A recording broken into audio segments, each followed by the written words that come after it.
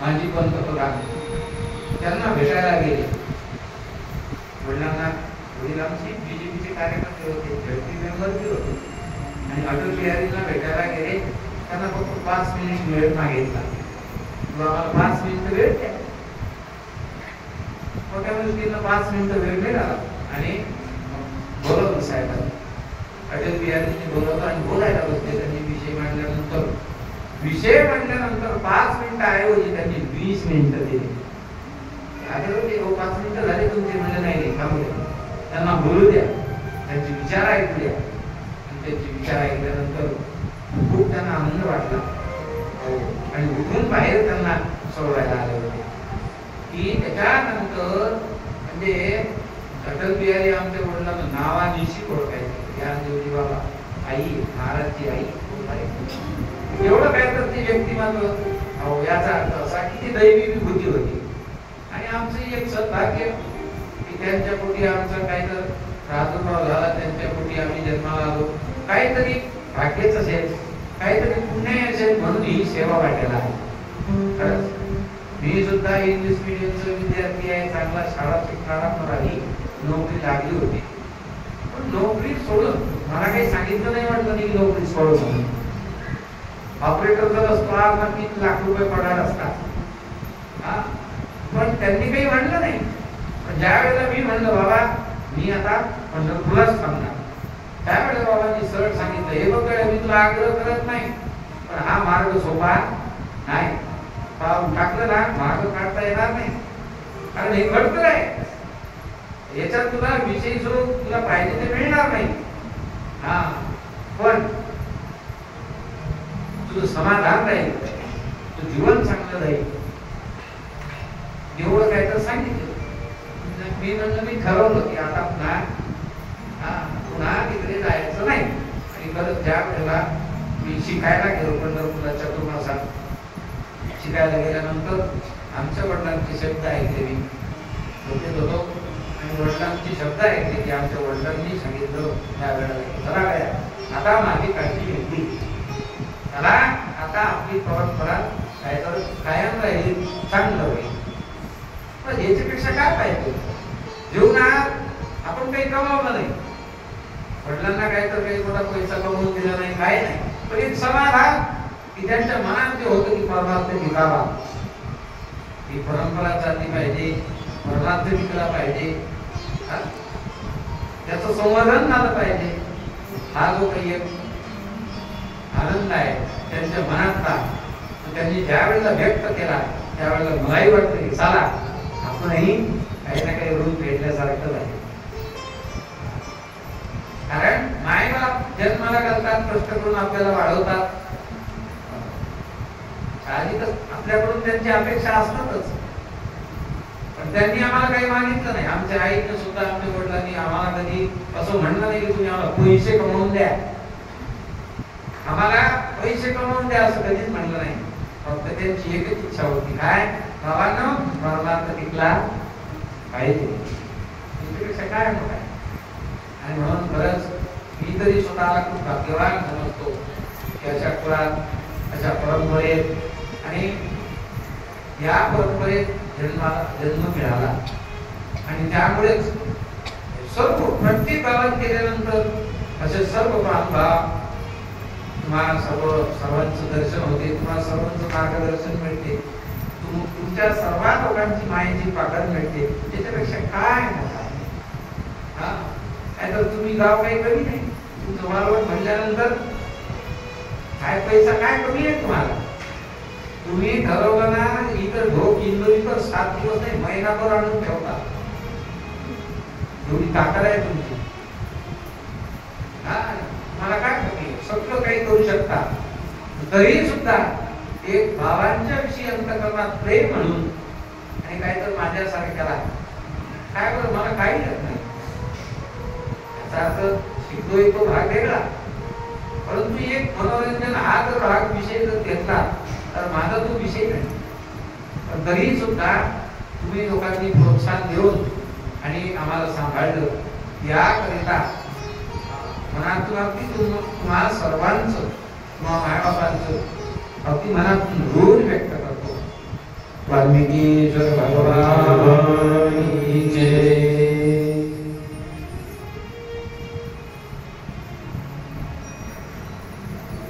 नमः शिवाय ओम नमः शिवाय।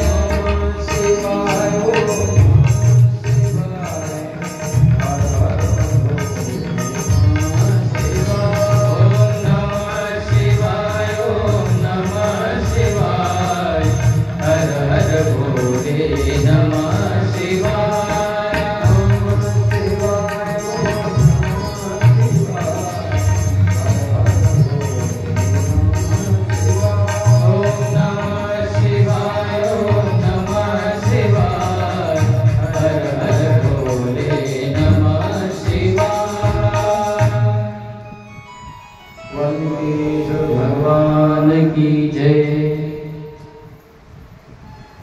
ब्रह्मदेव नारदांचा संवाद आहे।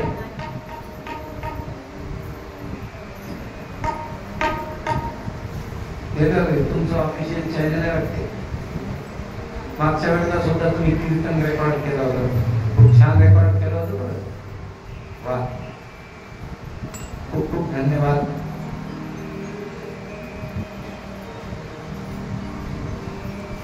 ब्रह्मदेव नारदांचा संवाद। ब्रह्मदेव म्हणतात, नारदा,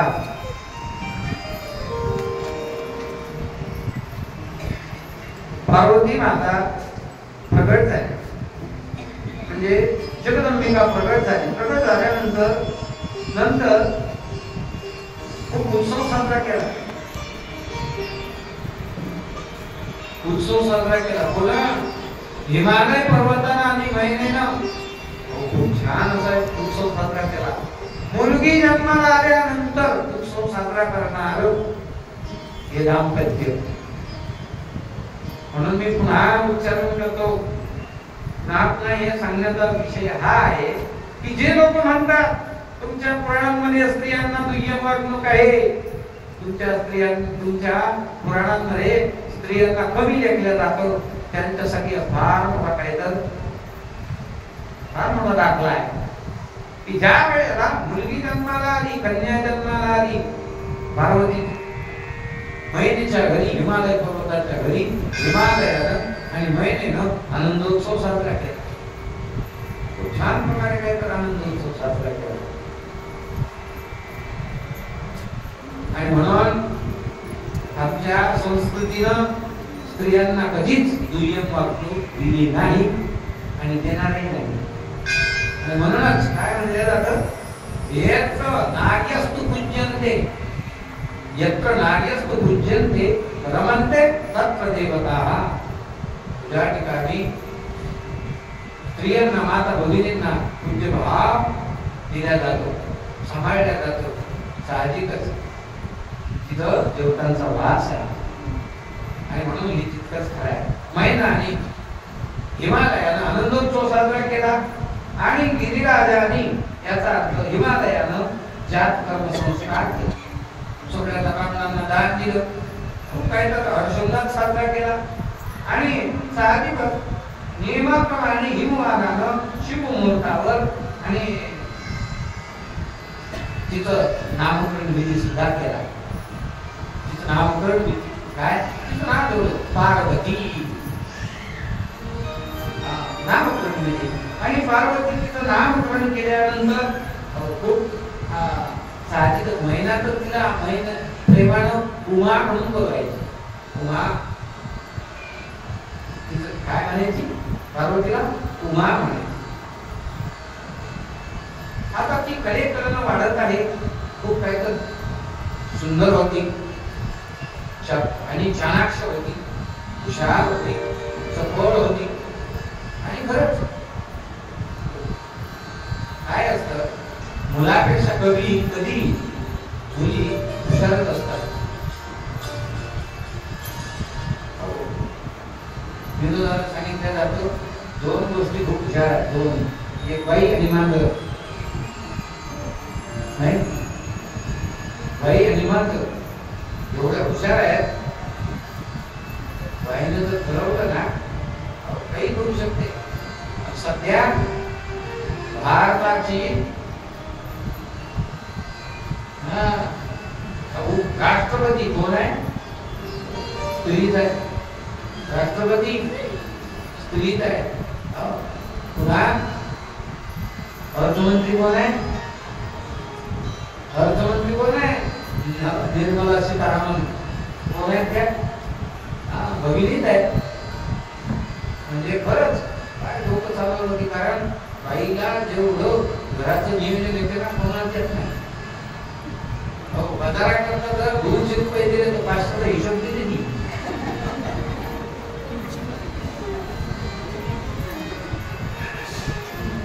सर्वात जास्त नोटाबंदीच्या वेळेस नोटा कोणीकडे गेला हो, इकडेच निघाले. जा घेऊन आणा बदलून, कुठं मला सांगते ना, मोकळ्याने घेऊन या फक्त. सर्वात जास्त नोटा इकडेच निघाल्या. आणि खरंच काय आहे, पाहिजे कसं नियोजनबद्धता, समय सूचकता ही मावळ्यांमध्ये असणारी एक देणगीच आहे. देणगीच आहे. एका वेळेला 100 लोकांना 100 कामं सांगण्याची जी कला आहे ना ती मावळ्यांमध्येच आहे. माणसाला नाही सुचत एवढं. घरात 2 चक्रा मारते आंघोळ केल्यानंतर. अहो काय काय हे दार कसं झालं, याला विचारायला कंगवा. ती बिचारी कामात असते पण बसल्या सांगते बघा त्या टीव्हीच्या मागे आहे. आता तो गोल तिचं दिसतंय. हा 4 वेळा जातो टीव्ही पण त्याला कळत नाही. नियोजनबद्धता म्हणून काय आहे ना, स्त्री आणि मांजर खूप हुशार आहेत. फक्त त्यात 2 दोष आहेत. बाईनं जर खोटं बोलणं सोडलं ना, मांजरनं जर हिंडणं सोडलं, या 2 राण्यात आहे. फक्त बाई खोटं बोलणं स्वभाव असतो. असं विनोदाचा भाग सांगण्याचं तात्पर्य कधीही कन्येची बुद्धिमत्ता, कन्येची सहनशीलता, स्त्रियांची जी बुद्धी आहे ती खरोखरच कधीही पुरुषांपेक्षा काही वेगळीच आहे. आणि म्हणून ती शक्ती रूप आहे. अतिशय काय तर चपळ, अतिशय काय तर देखणी आणि छान असं वातावरण महिना आणि हिमालयाच्या घरी शोभायमान होत होते. त्यांना दोघांनाही आनंद वाटत होता. खरंच एका घरात असले की नाही ते काही वेगळंच घर असते. घरात लेकरं असणं म्हणजे भरभराटीचं लक्षण. मुलं घरात असली म्हणजे एक आनंद असतो.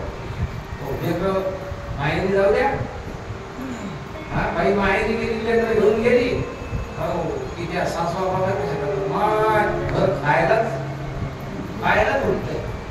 मी म्हणतो काय मावशी का झालं, लेकरं नाही तो महाराज.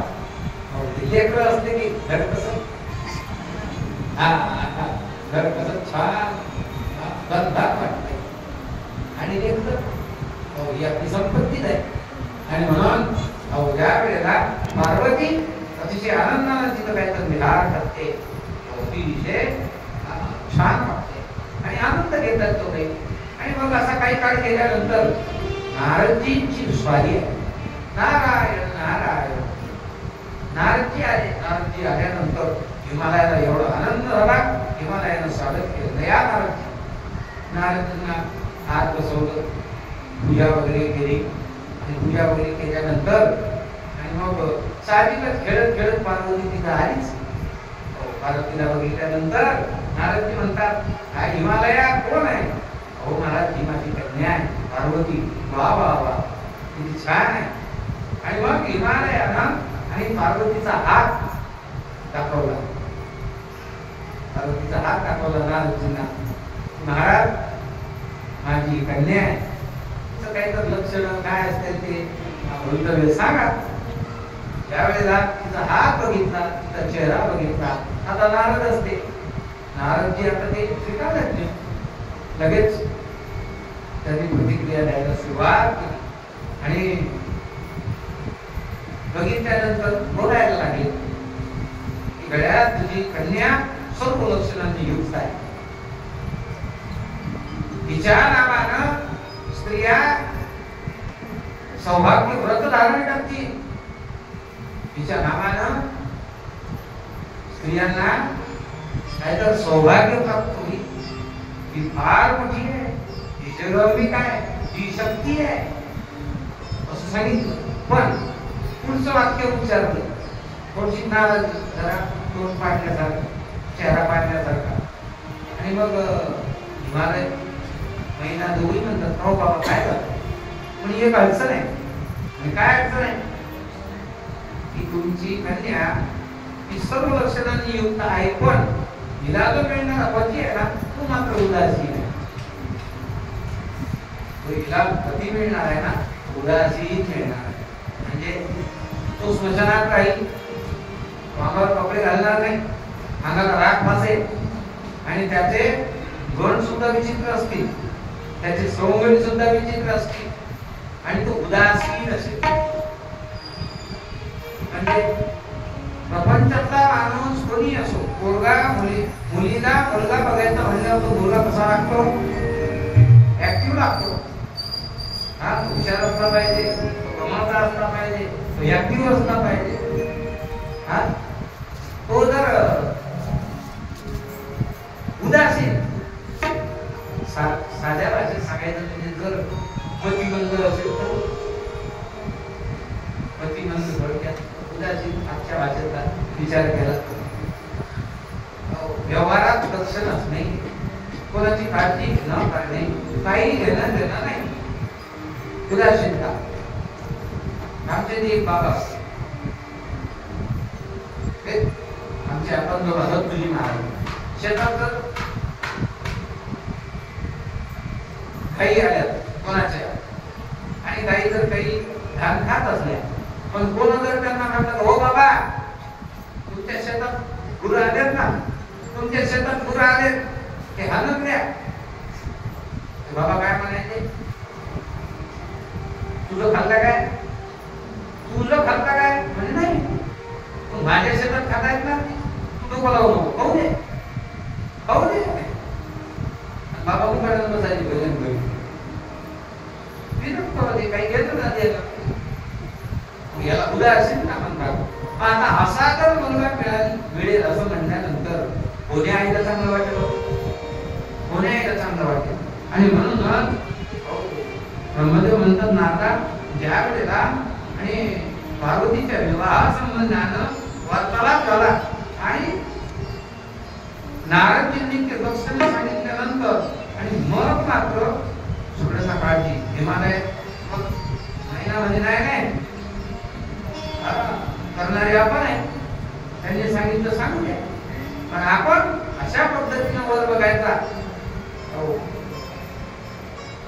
की तो सगळ्या पद्धतीने अनुकूल असला पाहिजे, देखणं असला पाहिजे, संपत्तीनं काय तर चांगला असता, अनुकूल असला पाहिजे, ऍक्टिव्ह असला पाहिजे. सगळ्या बाबतीत आपण बघू वगैरे वगैरे त्यांची चर्चा चालू आहे.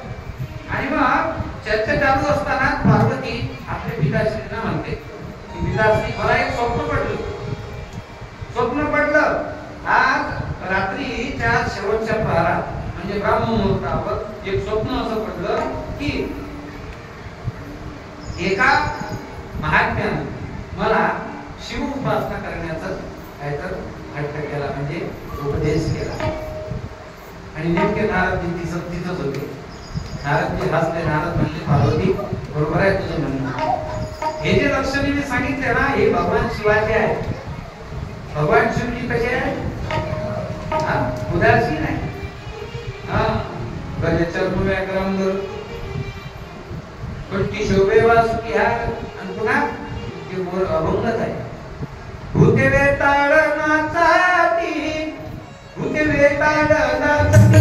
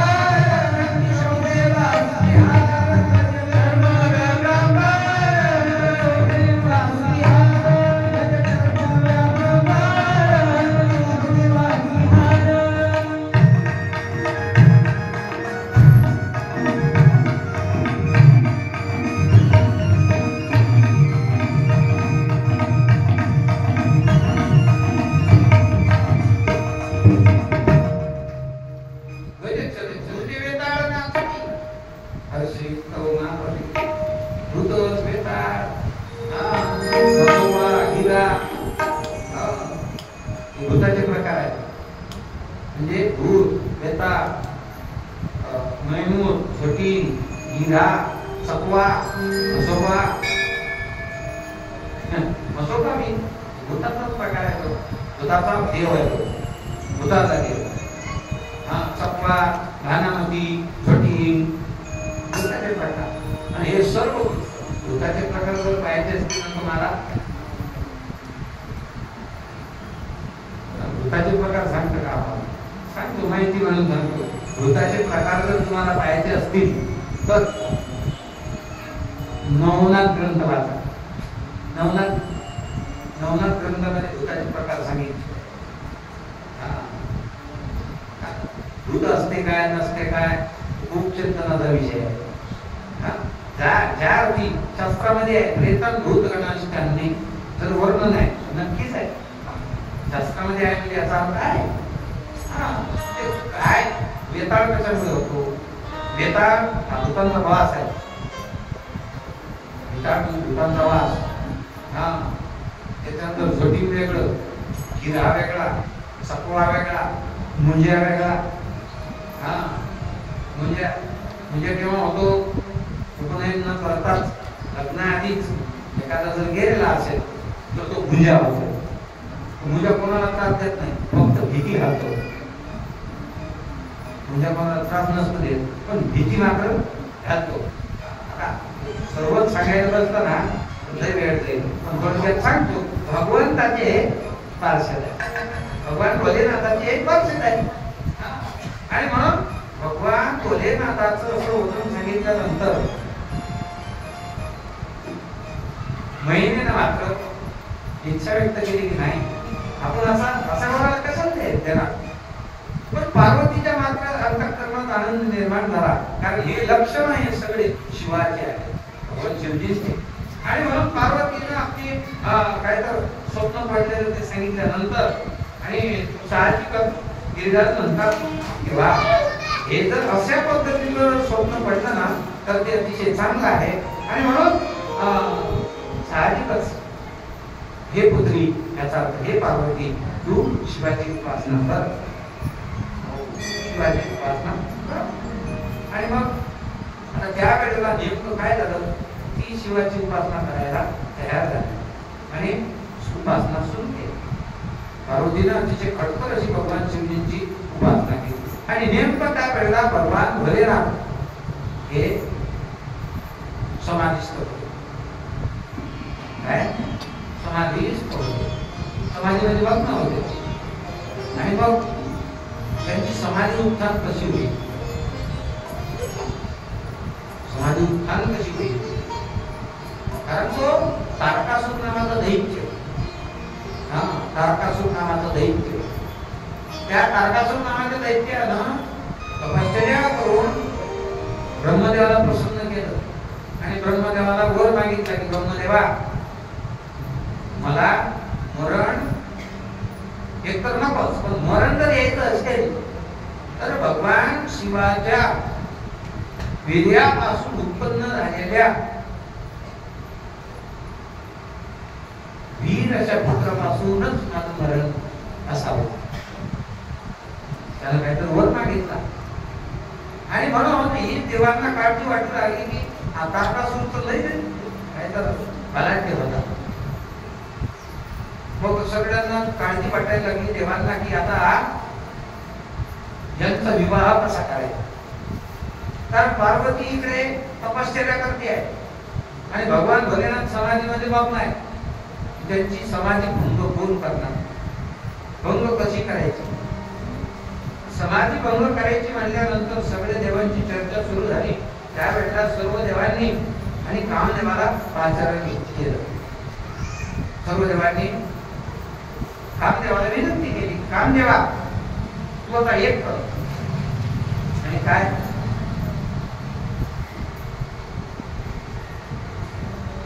भगवान भोलेनाथाची तपश्चर्या भंग झाली पाहिजे. कामदेव म्हणे हे नाही जमणार, अजिबात जमणार नाही. कारण अरे भोलेनाथ आहे ते काही सामान्य नाही. भोलेनाथ सामान्य नाही, ते त्यांची काय तर तपश्चर्या भंग होणार नाही, साधारण नाही जमणार. मग आता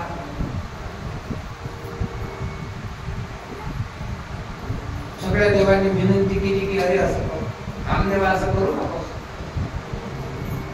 कामदेवा आमचं म्हणणं मान्य कर, आमची विनंती मान्य कर, देव कार्यासाठी तू हे काम कर. कामदेवाला खूप विनंत्या केल्या आणि विनंती केल्यानंतर साहजिकच त्यांना मान्य केलं. म्हणजे बाबा मी तुमच्यासाठी हे काम करण्यास तयार आहे. आणि हे काम एवढं सोपं नाही, म्हणजे सोपं तर नाही, आम्हालाही माहिती आहे, तरी सुद्धा आमच्यासाठी ते तुला करावं लागेल. आणि म्हणून त्या वेळेला कामदेवानं ते मान्य केलं आणि कामदेवानं मान्य करून साहजिकच तयारी केली. ज्या ठिकाणी हिमालयाच्या एका भागामध्ये भगवान भोलेनाथ तपश्चर्याला बसलेले होते आणि तपश्चर्याला बसलेले म्हणजे समाधीमध्ये लीन झाले होते. आणि समाधीमध्ये लीन होत असताना त्यावेळेला तिथं वातावरण तयार केलं कामदेवाने. कामदेवाची सोबती वसंत ऋतू, अप्सरा आणि कामबाण धनुष्यबाण घेऊन आला त्या ठिकाणी. खूप काय तर प्रयत्न केले पण समाधी भंग झाली नाही. ज्या वेळेला समाधी भंग होत नाही त्यावेळेला शेवटचा उपाय कामदेव बाण मारत असतो. कारण काम हा प्रत्येकाला छळतो, फक्त तो ध्यानाला साधू संतांना तो वाटत जात नाही. याच्या ताब्यात काम आहे, त्याच्या वशमध्ये काम आहे, तो काय तो सामान्य नसतो. भगवान भोलेनाथ तसेच होते आणि म्हणून कामदेवाला काळजी वाटू लागली की आता समाधी भंग होईल कशी. खूप प्रयत्न केले, तिथं गायन चालू केलं, वसंत ऋतूचं आगमन, वातावरण तयार केलं, अप्सरा जायला लागल्या. कारण विषय लोक काय करतात, माणसाला चंचल करतात. हा तुम्ही विरोधी लोकांना फसवायचं म्हणल्यानंतर लोक काय करतात, त्यांना चटकपणा दाखवतात आणि त्यांना आपल्या भाषा ओळखतात, आपल्या भाषेमध्ये ओळखले जातात. अगदी तसंच करण्याचा प्रयत्न केला कामदेवानं. भगवान भोलेनाथावर काय तर कशाचाच परिणाम झाला. आजकालच्या भाषेत त्याला म्हणजे हनी ट्रॅप म्हणतात. हनी ट्रॅप कळतं का? हनी ट्रॅप म्हणजे एखाद्या विरोधकाला परास्त करायचं असेल, तो जर म्हणजे सहजासहजी समोरासमोर त्याला परास्त करता येत नसेल तर त्याला वाईट संगतीत घालायचं. म्हणजे तुकोबारायांची ज्या वेळेला तुकोबारायांच्या काळात प्रतिष्ठा वाढली होती तुकोबारायांचे अभंग लोकांमध्ये काय तर रुजू झाले, खूप आवडते झाले लोकांना, खूप काय तर ते प्रसिद्ध झाले अभंग, तेच पूर्ण होती लोक. त्यामुळे त्या काळच्या विद्वानांनी काय केलं, तुकोबारायांना पाचात पकडण्याकरता त्या काळी एक वेश्या त्यांच्याकडे पाठवली होती. एका वेश्येला तुकोबारायांकडे पाठवलं आणि सांगितलं की तुकोबारायांना भरवून टाक, तुकोबारायांना काय तर लंचित कर, तुकोबारायांना अधोपातीत कर. हो, तुकोबारायांकडे ज्या वेळेला ती काय तर स्त्री गेली त्या वेळेला तुकोबारायांनी सरळ सरळ सांगितलं की आम्ही विष्णुदास तैसे न हो, जाय हो तुम्हाते न करी सायास. आम्ही विष्णुदास तैसे न हो, आम्ही तसे नाही. तू ते काय तर कल्पना करतेस, उलट तुझ्याकडे कोण मलाच घेऊन येते की तुझं एवढं जीवन सुंदर आहे, तुला सौंदर्य दिले, मग भगवंताचं भजन कर, तुझं चांगलं होईल. ही वेश्या असताना देखील तिच्याही जीवनात परिवर्तन झालं आणि ती देखील महाराजांची चिंता झाली. हा महाराजांचा काहीतरी अधिकार होता. आणि मग असंच असते समाजामध्ये, आपल्याला ओढणारे लोक आपलेच असतात, आपल्या होतीच असतात, आपलं डॅमेज करण्याचा प्रयत्न करतात, काहीतरी निंदा तरी करतील, आपल्याला चुकीचे वळण तरी लावतील, चुकीच्या व्यसनात तरी घालतील. काय तसं काही लोकांना काही कळत नाही बा. काय म्हणते या लोकांना, सामान्य लोकांना काय तर अभद्राचरण करायला भाग काढलाय, असं काय वाटतं काही कळत नाही. बऱ्याच ठिकाणी चालू आहे की आमची चांगली चांगली पोरं, आमची हुशार लेकरं सुद्धा त्याला बळी पडतात. काही नसते, अरे मस्त मजा मारून घ्यावी माणसानं जीवनात, आल्या जीवनात सगळं शोकपाणी केलं पाहिजे, मग काही बी करायचं. आणि म्हणून कशाचं निमित्त करतात, लग्नाच्या वरातीचं निमित्त करतात, डीजेचं निमित्त करतात आणि काय तर दारूतून धिंगाणा करायला लागतात. आणि मग सवय लागते, अनेक तरुण बळी पडतात, अनेक तरुण त्यामध्ये बळी पडतात. त्रास होतोय. म्हणून हे जसं आहे ना तसं त्याचाच प्रकार. कामदेवानं भगवान भोलेनाथाला वश करण्याचा प्रयत्न केला, पण जमत नव्हतं. खूप प्रयत्न केले, शेवटी शेवटचा बाण, धनुष्य काढलं, बाण काढला आणि झाडाच्या झाडावर एका आडी लपला आणि आड टाकून त्याला बाण मारला. जसा बाण मारला, बाण हृदयात गेला आणि सांगितलं भगवान भोलेनाथाच्या हृदयाला तो लागला. आणि जसा तो बाण लागला त्याच वेळेला समाधी त्यांची भंग झाली, त्यांचं मन विचलित झालं आणि एकदम काय तर सावधून इकडे बघायला लागली. इकडे तिथे बघतात तो काय तर झाडाच्या आड लपलेला कामदेव त्यांना दिसला. जसा दिसला तिसरा डोळा उघडला आणि तिसरा डोळा उघडून तिथंच कामदेव भस्म झाला.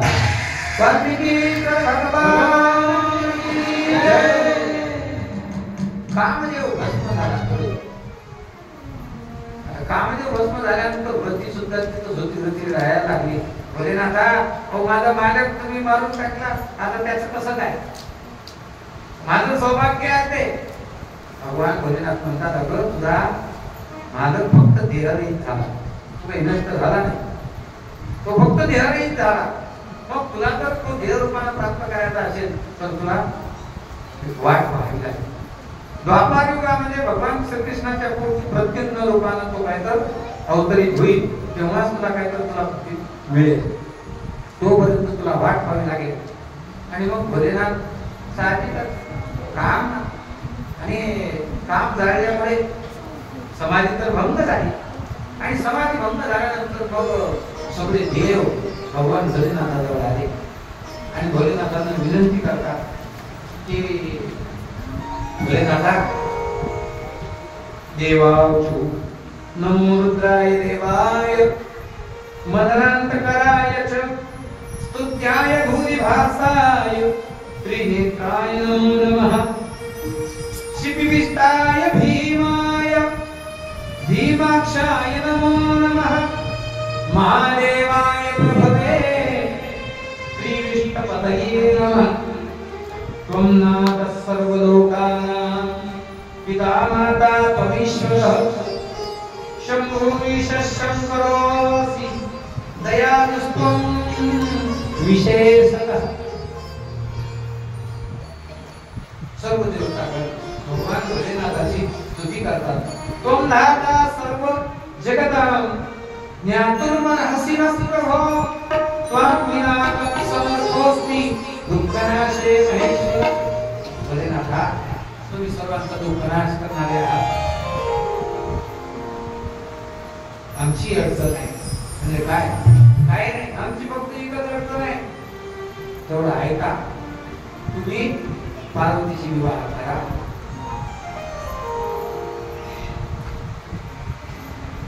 त्यावेळेस भोलेनाथला म्हणतात देवा मागं मी तुमच्या म्हणण्याप्रमाणे ऐकलं की नाही, सतीशी लग्न केलं आणि सतीशी लग्न केल्यावर काय माझी फजिती झाली तुम्हाला तर माहितच आहे। एक लग्न करूनच तर पस्तावलो, आता पुन्हा तुम्ही तिथं टाकता मला। या कटकटीत मला ठेवू नका, कारण विरक्त मनुष्य काय तर सुखी आहे, काही टेन्शन नसतं, काही आणायचं टेन्शन नाही, काही किराणा आणायचं काम नाही, काय नाही, जे पाहिजे ते काय कुठे 70 सात दिवस गेलं पंक्ती असतात। फकीर मन लागो मेरो यार फकीरी में, जो सुख पावे राम भजन में। भोलेनाथ म्हणतात है जो सुख पावे हरि भजन में, वो सुख नहीं अमीरी में। मन लागो मेरो यार मन लागो यार फकीरी में, जो सुख पायो राम भजन में, जो सुख पायो हरि भजन में, वो सुख नहीं अमीरी में। मन लागो मेरो यार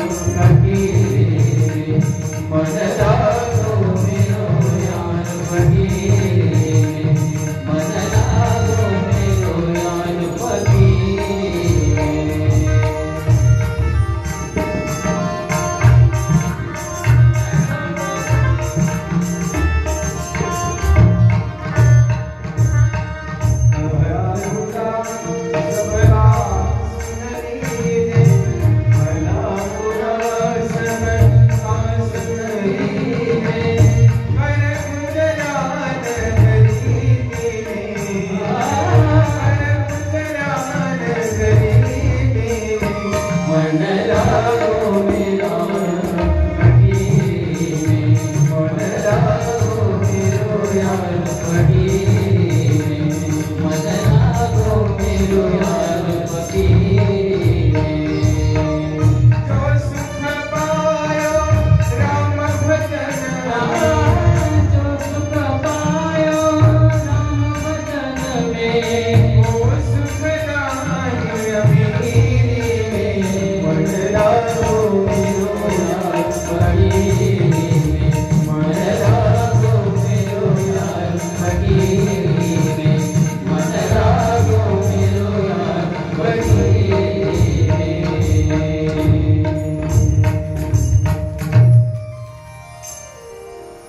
भगवान भोलेनाथ म्हणतात विष्णू देवा अरे एक कटकटीत मला टाकूच नका। पहिलं लग्न केलं मी, त्या लग्नातच काय तर सासऱ्याचे बोलणे खाल्ले, मीच बोलणं माझा अपमान झाला आणि माझा अपमान होऊन काय तर माझं माझ्या बायकोनं ऐकलं नाही। खरंच किती टेन्शन असते, ज्यांचं झालं त्यांनाच विचारावं लागतं। नाही आता सगळे तुम्ही आपण त्यातले जाऊ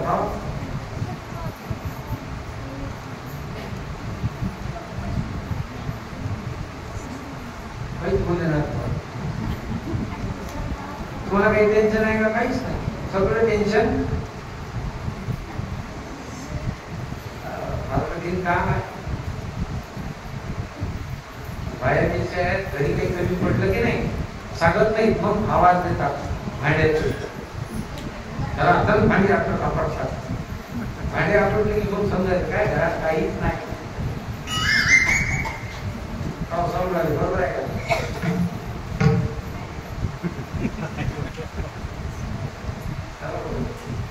म्हणजे ती काय बऱ्याच जणांना खाओ तसं काय वाटते आता ते काय नाही. मुख दुख नाही म्हणतात. मुख दुख न करत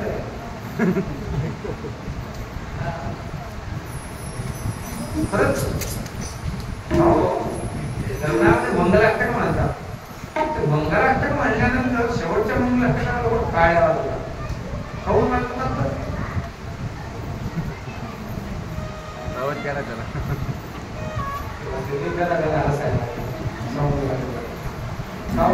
शेवटचं मंगलाष्टक म्हणल्यानंतर टाळ्या वाजवतात.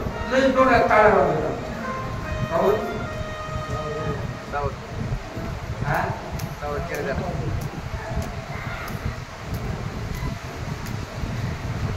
नाही शेवटचा मंगलाष्टक म्हणल्यावर टाळ्या का वाजवत नाही ना काय. आम्ही कसे बसतो तूही बसतात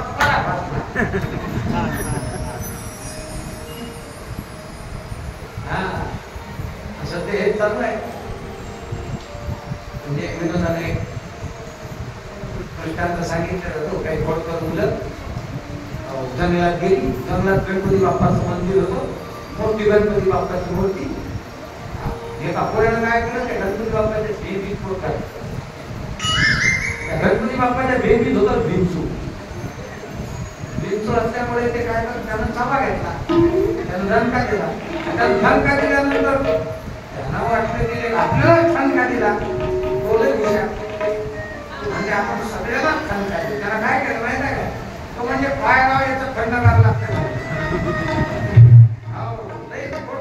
थंडगार लागते बरोबर. मग दुसऱ्याने घातलं बोल काय थंड पडतो बोल नको तुम्ही म्हणे हो जाऊ हा म्हणते ते खरं आहे. त्याने पडतात सगळ्याला थंडका नाही.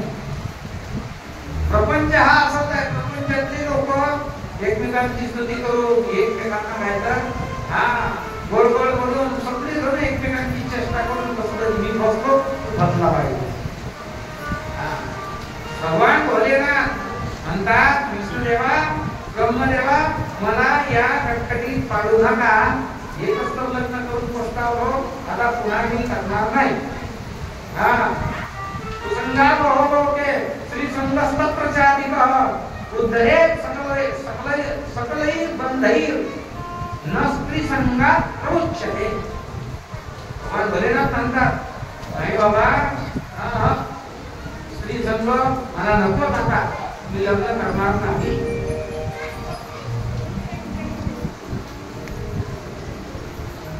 खूप काय काय सांगितलं. सगळे देव मुकड्यानं बसतात आणि शेवटी सगळ्या देवाची विनंती केली तेव्हा आणि देवा पण आमच्यासाठी तर करावं लागेल. हा आमच्यासाठी तर करावं लागेल. हा काही करा. हो भगवान भोलेनाथ हो नाही हो नाही शेवटी मान्य केलं. भगवान भोलेनाथ म्हणजे बरं तुम्ही म्हणताय म्हणून मग आता तुमच्याकरता देव कार्य करता मी विवाह करण्याकरता सिद्ध हो. हे काय म्हणले काय पार्वतीची परीक्षा घे. बरोबर पार्वतीची परीक्षा घेण्याकरता भगवान शंकर आणि सप्तऋषींना पाचारण केलं. सप्तऋषींना बोलावलं आणि त्यांना सांगितलं पार्वतीची तुम्ही परीक्षा घ्या. आणि मग भगवान शंकरांनी सांगितल्याप्रमाणे आणि त्यावेळेला सप्तऋषी निघाले पार्वतीकडे. पार्वती तपश्चर्या करत होती. पार्वतीनं खडतर तपश्चर्या केली. पहा काही दिवस तिने वाळलेली पानं खाऊन काय तर तपश्चर्या केली आणि नंतर तिनं वाळलेली पानं खाणं सुद्धा सोडून दिले. केवळ जल पिऊनच काय तर तपश्चर्या केली. म्हणून म्हणून पार्वतीला अपर्णा देखील म्हणतात. पार्वतीचं नाव काय? अपर्णा. वळलेली पानं काही दिवस खाल्ली नंतर त्याचाही त्याग केला, अपर्णा. आणि ती पार्वती ज्या वेळेला तपश्चर्या करत होती, सप्तर्षी तिथं आले. पार्वती मातेला नमस्कार केला. सप्तर्षी म्हणले, काय पार्वती तू काय करतेस?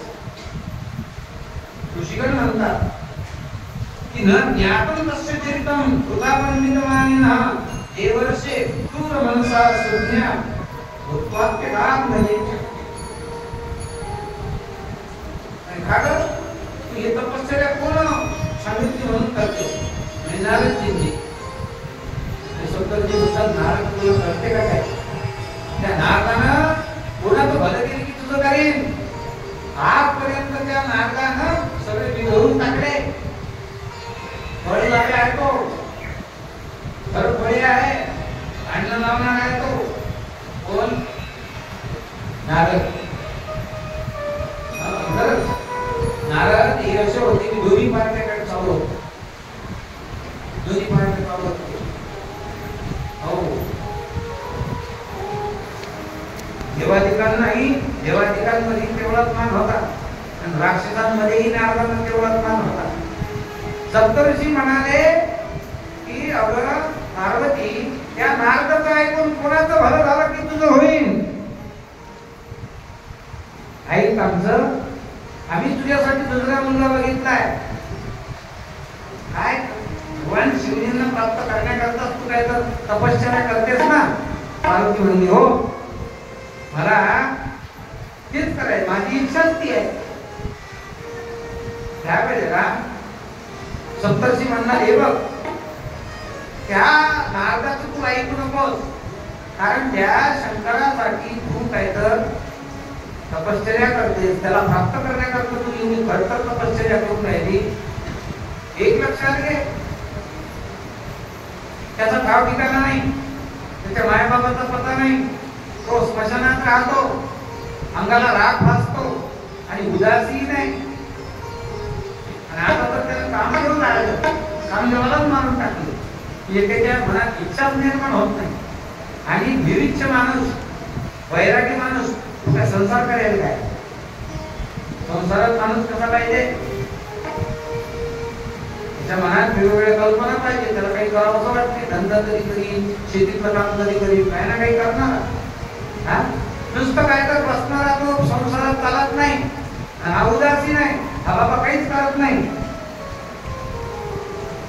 पार्वती हसली आणि पार्वतीला सांगितलं, हे बघा,